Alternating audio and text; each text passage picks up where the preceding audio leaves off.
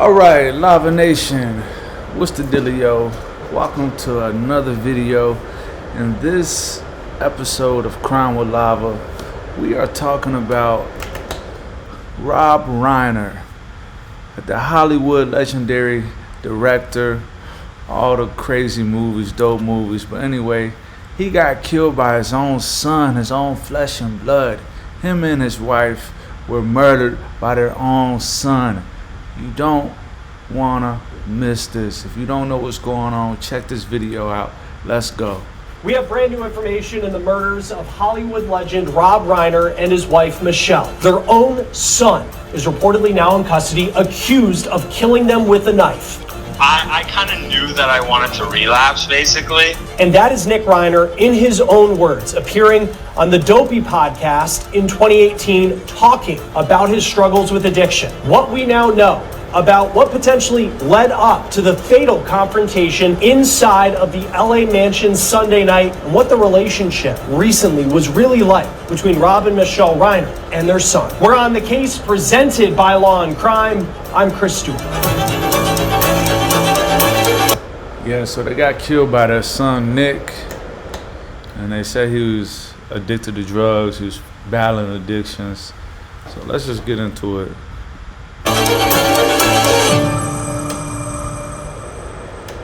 Hey guys, real quick before we move on, I need to talk about a major financial development that is really shaping everything we know about money. Central banks are hoarding help Nick in his life, and it's also become clear on the case. Well, it has become obvious since Rob and Michelle Reiner were found dead in their home that their son Nick has battled demons in his life. And it's also become clear that this family really struggled in trying to help Nick in recent years. Right now, Nick Reiner, 32 years old, is being held here at the county jail in Los Angeles. He's being held on a $4 million bond. Police say they believe that this 32-year-old is responsible for the deaths of his mom and dad. These charges will be 2 counts of first-degree murder with the special circumstance of multiple murders. He also faces a special allegation that he personally used a dangerous and deadly weapon, that being a knife. These charges carry a maximum sentence of life in prison without the possibility of parole or the death penalty. No decision at this point has been made with respect to the death penalty.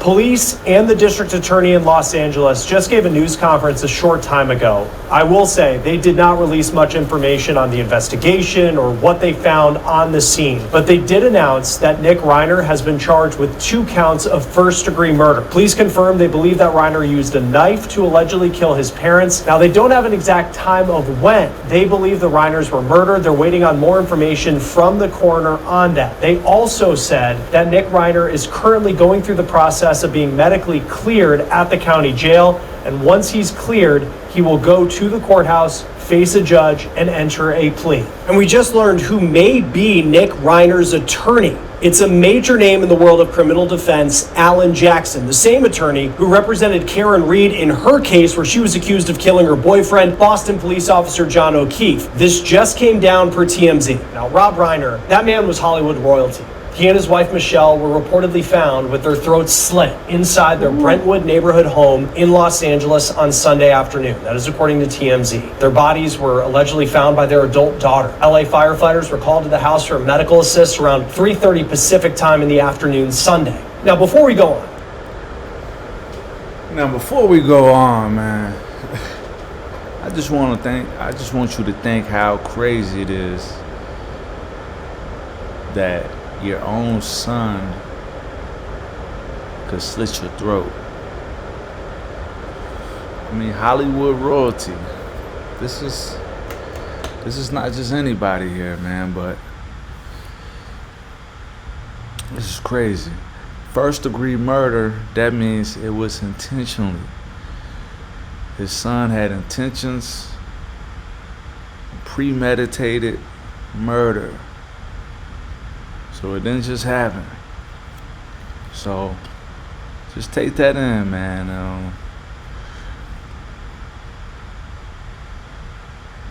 Yeah. I'm gonna save my thoughts till later.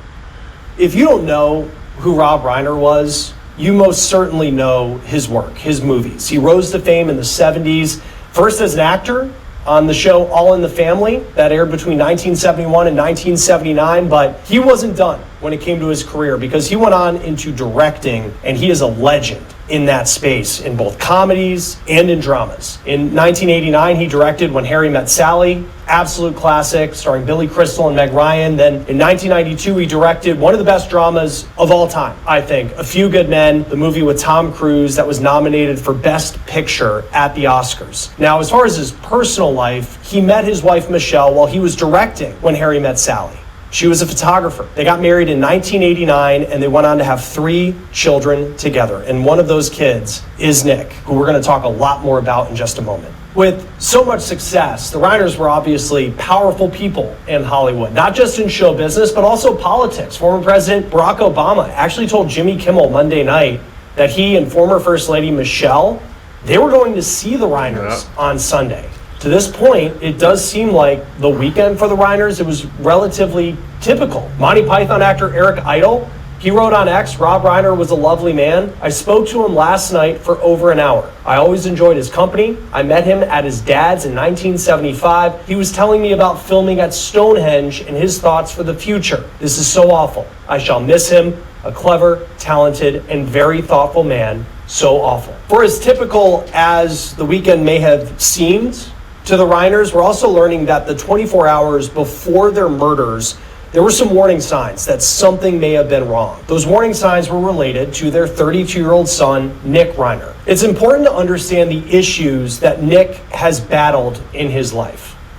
Hey, what's up? There he is, Nick Reiner. So this is an episode of a podcast that talks about the struggles of addiction. It's called Dopey, and Nick Reiner was a guest multiple times on this podcast. The episode we found was from 7 years ago, where the host talked to Nick about his history of addiction. I'm going to play for you what Nick said about his struggles in just a moment. But I also want to show you this. We found Nick's Facebook page. It appears he hasn't posted since around 2018, but this is a picture of Nick with his dad. Now in 2016, people spoke to Nick about his battles with addiction, and he told the outlet that he went to rehab starting when he was 15 years old. And he also says he went to rehab 17 times in total. He co-wrote a film that was directed by his dad called Being Charlie.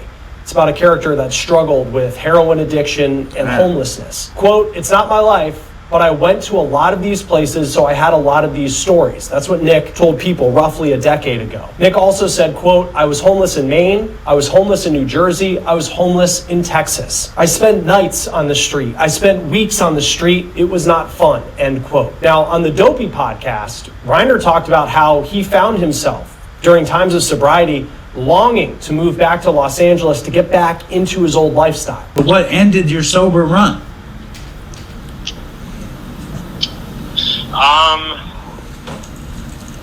I don't know. I just didn't want to be away from home, and I just wanted to come back home.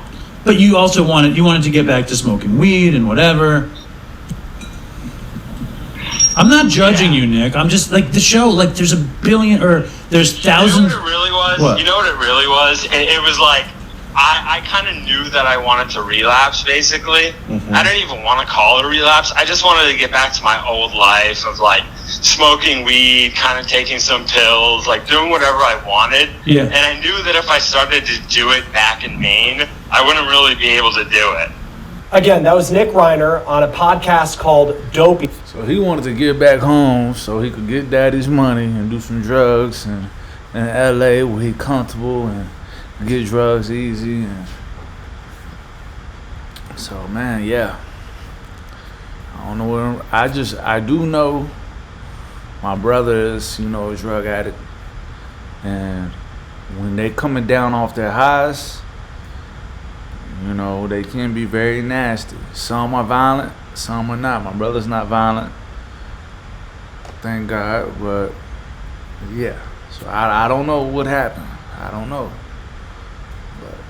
Back in 2018. Now, after his parents were found dead inside their home on Sunday, his sister allegedly told police that she believed Nick may be the person who did it. And that leads us to these pictures that were posted to social media by the Los Angeles Police Department, but they've been deleted since. And they allegedly show the arrest of Nick for the murders of his parents. Now, Nick was taken into custody roughly 15 miles away from his parents' home. People magazine reporting that it was near the campus of the University of Southern California. TMZ is also reporting that Nick fled to a hotel in Santa Monica after the alleged murders. Staff at that hotel discovered the room covered in blood. Bed sheets were allegedly covering the windows. TMZ says that Nick checked into the Pierside Santa Monica hotel with a credit card around 4 a.m. on Sunday. Now, remember, Nick's parents, Rob and Michelle Reiner, their bodies were not discovered until 3:30 in the afternoon the next day. Now, TMZ says witnesses described Nick looking, quote, tweaked out. The outlet also says that there were no signs at that point that he had been in a violent confrontation. But remember, they say that there was a ton of blood found in that hotel room after he left. Now, if the timing of when Nick checked into the hotel is correct, it would have been just hours after what's being described as a disturbing scene, an alarming scene that played out at a holiday party hosted by comedian Conan O'Brien. TMZ claims that Nick got into a, quote, very loud argument with his dad Saturday night that was loud enough for other people to hear at this party. Now, the report also says that Michelle had grown increasingly concerned in recent months about Nick's mental health and his substance abuse issues. Right now, it's also being reported that as Nick is being held in the LA County Jail, that he is reportedly on suicide watch. Friends told the New York Post that this was not the first time that Nick had allegedly been violent, but they did not believe that it could get to the point of murder. One media outlet says that friends described Nick as a ticking time bomb. Join us now to talk more about what could happen next in this case is Nima Rahmani, former federal prosecutor and president of West Coast Trial Lawyers. It ain't looking good for Nick, man. Everything's pointing to him. They found the bloody sheets in his hotel. So it's not looking good. People saying it's a ticking time bomb. 9 times out of 10, he did it. Is there a chance he could have showed up at the scene? If you found your parents dead, why wouldn't you call the police? Yeah, he probably did it. Always great to have you on Law and Crime. This story taking place where you are out in Los Angeles. So today, Alan Jackson, we'll talk about him in just a moment, but he says that Nick Reiner is not cleared to appear in court or move from the jail to the courthouse. What exactly does that mean? That means that there's a medical reason why he can't be physically present in court. Obviously, the defendant in any case, but especially a murder case, has the right to be present at all court appearances, including the initial arraignment. But if there's some reason, and if that's related to stab wounds or cuts or anything of that sort, that he can't be present, he's not going to be cleared by sheriff's deputies and medical personnel here in Los Angeles County Jail to be transferred to court. He may be under medical observation.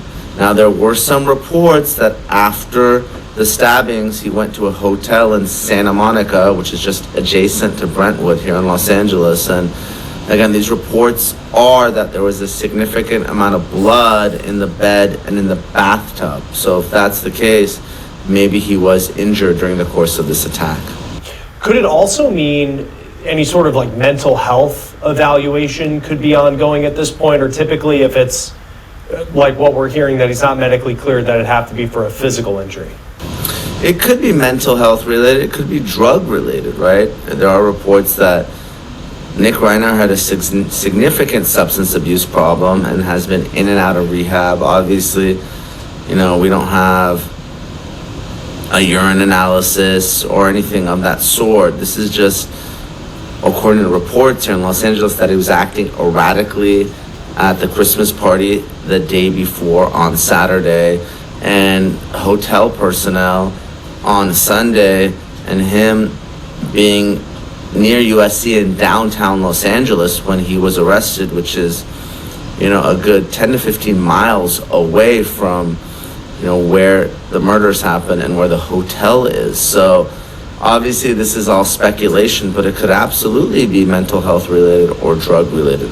I don't know if it's necessarily going to be a legal defense in the case, but it may be a reason why he's not in court today. Let's dive into the legal defense a little bit.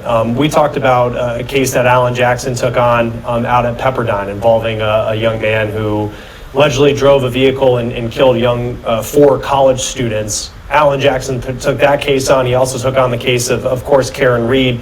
But now he's taking on this one. No vehicle involved. This is going to be someone, I don't know how much of a whodunit it may be. We'll see as it plays out. But what does Alan Jackson bring to the table in this situation? Alan Jackson is very well respected. He has a lot of experience. He's handled a lot of big cases, but he's really going to have to pull a rabbit out of his hat on this one. This is going to be a very difficult case to defend.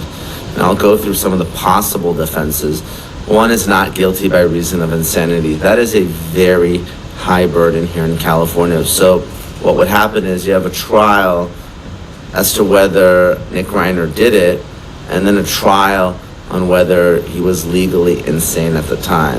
And for legal insanity, it's under the McNaughton test here in California, but essentially you can't know right from wrong, you know? And the reason why I think this will likely fail is if you're having an argument with your parents the day before, you know who your parents are, you're at least arguing about something, that is not insanity, right? Insanity, you know, you think you're killing a demon or an alien, you know, God's telling you to do it. I mean, it's a high burden, and the burden is actually on the defense, and jurors are pretty skeptical about it, so I would be surprised if the insanity defense works. We know that he has had, and it's well documented, like he has struggled with demons in his life in terms of addiction, homelessness, has been in and out of rehab to his own account more than a dozen times. And then TMZ, and a lot of this at this point has come through like the TMZ, People Magazine kind of outlets, and LAPD haven't said too much, but there were witnesses in a TMZ article I read at the Santa Monica hotel that saw him and said that he looked, quote, tweaked out. Could any of that factor into a defense, that this is a guy who has been impacted by issues of addiction, and that could have played a role into whatever played out inside the house the night that his parents were killed? Now look, here in LA, you know, TMZ and People Magazine, they really have their pulse on the city. They have a lot of good sources. So I know sometimes people look down on those outlets, but they break news. You know, I'm really close to the courthouse. Sometimes I'll file documents, and TMZ will get a copy of the pleading before I even get my own copy back. You know, we represent celebrities. We sue a lot of celebrities. So they definitely know what they're doing when it comes to reporting most of the time. So I wouldn't discount what they're reporting. Now, assuming that he has drug use, right, is that a legal defense? No, with one exception. Voluntary drug or alcohol abuse is not a legal defense. But there is one way it may factor into the case. It may negate the premeditation for first-degree murder. So, typically if you get into an argument with someone, you go back and you get a weapon and you come back, that's premeditation. We actually covered this on Law&Crime in the Nipsey Hussle case. That's what happened here in LA, right? Argument happens, someone goes, got a gun, came back. In this case, it appears that Rob Reiner and Michelle Reiner were killed with a knife. Now, I don't know if Nick brought the knife with him or, you know, it was at the home, but the fact that argument and the murder happened after, that's evidence of premeditation. Now, the drug use may be able to negate that premeditation, and that is huge because it may take first-degree murder with special circumstances, which would be a mandatory life without the possibility of parole case here in California because we don't have the death penalty.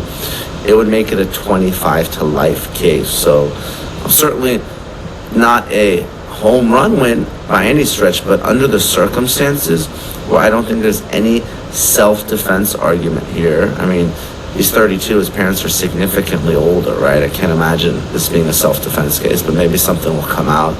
I don't think it's a manslaughter case, heat of passion, right? Too much time, I think, had passed since the argument and the murder. So if Alan Jackson can get this down to second-degree murder, I think that would be a win, and that's probably really the only path that he has, based on the very limited information, of course, that we have now. Yeah, a lot more information is expected to come out. For the prosecutors on this case, I'm sure in Los Angeles, if a son was accused of this crime and it was the Smith family and no one's ever heard of these people, it would still be like a regional story, and I'm sure like the True Crime podcast would talk about it. The fact we're talking about Rob Reiner and he is Hollywood royalty and all of that, I mean, I think President Obama said he was going to visit with him that night, and they had plans to get together. I mean, this is a guy who had a lot of power. As a prosecutor, when you're like, how much does that factor into the story that you're telling in a courtroom, as opposed to whatever the evidence is on scene that shows that this person is accused of killing his parents, and it doesn't matter who the identity is?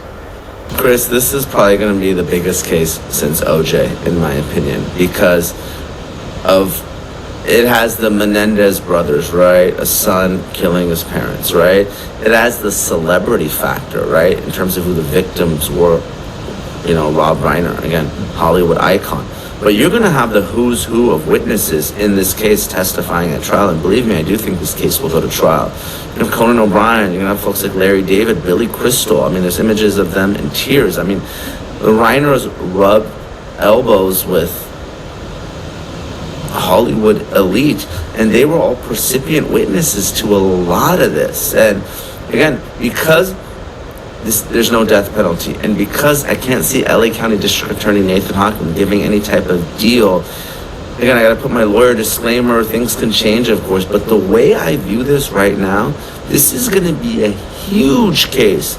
Probably sometime in 2027 when this goes to trial. It's probably going to take some time, maybe late 2026, but more likely 2027. I mean, we're talking about it right now, but this is going to be a huge, huge trial, both in terms of the celebrity factor, the gruesomeness, the tragedy, and frankly, the witnesses that are going to appear. I mean, obviously we cover a lot of big cases here on Law and Crime, but I think this is going to be more watched than even cases like Johnny Depp, Tyler Robinson, Charlie Kirk, Luigi Mangione, the biggest cases that we've covered, Brian Koberger. I think this is going to draw more attention than all of them.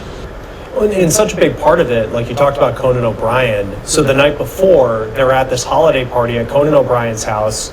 You know, I'm sure, you know, major celebrities were at that party and apparently witnessed a massive outburst argument that Rob Reiner had with Nick Reiner, and then hours later, you know, Rob Reiner and his wife Michelle, they end up dead.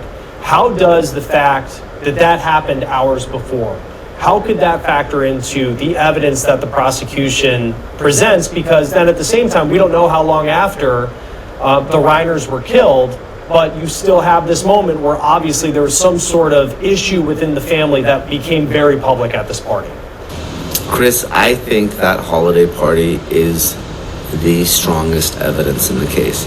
It's the motive, it's the premeditation, and it's what probably puts Nick Reiner away for life. Again, Alan Jackson's great. I'm sure he's going to have some sort of alternate theory of the case. We saw that very effectively in the Karen Reed trial. But the issue is that argument, it really takes out the potential defenses in the case, right? Look, we cover a lot of homicide cases here on Law and Crime, and you know, you'll see the defenses primarily fall into one of three categories, right? It wasn't me. Well, it seems like it was him, right? And I imagine this is no Brian Koberger. There's going to be a lot of forensic evidence in this case that ties Nick Reiner to the scene. There's probably video evidence. There's probably DNA. There's going to be a lot out there. So then the other type of defense that you typically see is self-defense, right? But again, don't necessarily think it probably applies. I mean, Rob Reiner's old, his mom's old. I mean, I say that respectfully, older than Nick Reiner, who's 32. And then you start seeing defenses when it comes to a mental state, right? It was an accident, right? It was manslaughter. I didn't mean to do it, right? And maybe you can get there, but again, that evidence of premeditation is very strong. You get in a fight with your parents, there's something you're arguing about, and somehow both of them get stabbed. And again, I don't know if this is true or not, but People Magazine was reporting that their throats were slit. Right. Again, I don't think that's been reported by other outlets, and I don't want to spread misinformation. It may well be true, but if you slit someone's throat, Chris, you're probably going up behind them to do that, right? I mean, it doesn't get more premeditated than that. So again, very preliminary. I don't want folks in the comments to, hate on me if a week later things change, but from what has been reported right now, the very limited information, this is a very strong prosecution case, and Alan Jackson has his hands full. Yeah, because you think of, it hasn't been officially released where the bodies were found in the home. This is obviously a mansion, so what type of security system did they have? What type of cameras were able to capture anything that was going on at the house? I don't know if you'd be able to answer this question, but I think of Alan Jackson. He's an incredibly expensive lawyer, and the defense for a double murder, I'm sure, is going to cost a lot of money. And then I look at Nick Reiner, and here's someone who lived in his parents' guest house. Clearly, the parents had a lot of money. He doesn't seem to really, it's not like he really had much of a job. He did a movie with his dad in 2016, but it does appear that he's someone who lived off his parents, but they're also the victims in this case. I guess, how does someone pay for Alan Jackson if... Yeah, that's a great question. Yeah. Because under California's Slayer statute, you kill your parents. I don't care if there's a will, a trust, life insurance. You're out as a beneficiary. You don't get any of it. So the law presumes that the murderer predeceases the victim. So there were some reports, again, they're just reports, that Nick Reiner was homeless for a while. So I don't know if Alan Jackson's doing this pro bono. He thinks it's good for, obviously, in terms of PR and publicity. Like I said, there's going to be no case like it. Or Nick Reiner may be found innocent and actually inherit from his parents at some point or come into money. But yeah, this is not someone that I would... It's a great question. How can he afford the best attorney to represent him if he was homeless and on drugs? I don't know. I think the lawyer's doing this for PR. It's gotta be. They can afford the millions of dollars it would take to hire Alan Jackson and take a double murder case all the way through jury trial. And then just lastly, looking at Nick Reiner as he's someone who grew up with incredible amounts of privilege, but then at the same time also has struggled with addiction, which a lot of families of different tax brackets can relate to that struggle across this country. I think of who the jurors might be in LA County. Probably not millionaires. I mean, maybe a few, but how could people look at him and see him as this person who kind of rode his parents' coattails, it seems, though struggled with addiction? He had more access to resources to treat addiction than, a blue-collar family would be able to afford if they had a family member who was struggling. How have you seen in some of these cases where addiction plays a role, how jurors kind of handle that, especially if it's someone of wealth? Look, obviously, drug addiction and mental health issues are real, and they're a big problem in our society, and especially in our criminal justice system. I don't want to be insensitive. I don't know. Maybe Jackson will put on some sort of abuse case like the Menendez brothers did, right? And maybe, the Reiners won't be sympathetic. But by all accounts, Rob Reiner is considered one of the kindest, nicest, charitable folks here in Hollywood.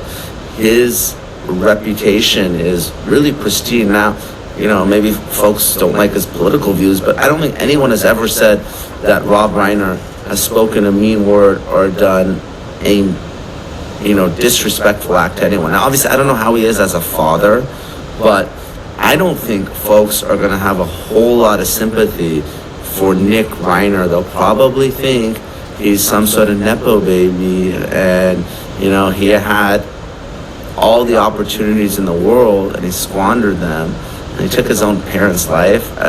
Again, I want to give Alan Jackson a chance because I never would have thought that someone could have run over their police officer boyfriend in Massachusetts and folks would be on the side of the defendant, right? So, he's going to have a great defense and a great PR team. But again, I really do think he has an uphill battle here because folks are not going to like Nick Reiner, or anyone for that matter, stabbing and killing both of their parents. It just doesn't make any sense, and the defense is going to have to try to make some sense of it, but I don't think they're going to be able to, again, unless there's something that comes out of the blue that I'm just unaware of. Yeah, I mean, no doubt, though. I mean, the video today of Alan Jackson walking into the courthouse, you kind of had this moment where it's like, okay, here we go. He's now involved. Certainly, makes a very, very sad case, something that's going to be interesting to watch from a legal perspective going forward. Former federal prosecutor Nima Rahmani, it's always great to have you on Law and Crime. We'll see where the story goes next. Thanks, Chris. I'm sure we're going to be talking about this a lot in the coming months and maybe years. Now, as the criminal justice system is now in control of this case, those who knew the Reiners continue to pay tribute to a true Hollywood power couple. Actress Jane Fonda wrote on Instagram, quote, "Rob and Michelle Reiner were wonderful, caring, smart, funny, generous people, always coming up with ideas for how to make the world better, kinder.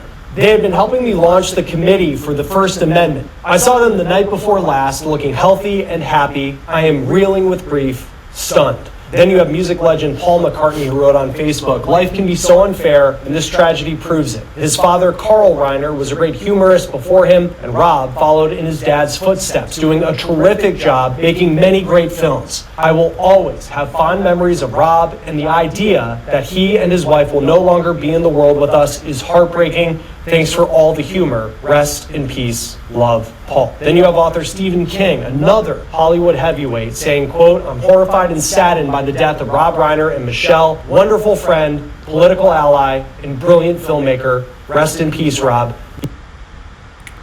Yeah, man, it's very sad. Prayers out to the Reiner family. Yeah, it's very unfortunate. Anytime a child kills his parents. So yeah, this like the guy said, this is gonna be one of the biggest cases since OJ. It's gonna be huge. It's gonna be going on till probably next year or into 27. Like and subscribe, comment what you think below. Peace.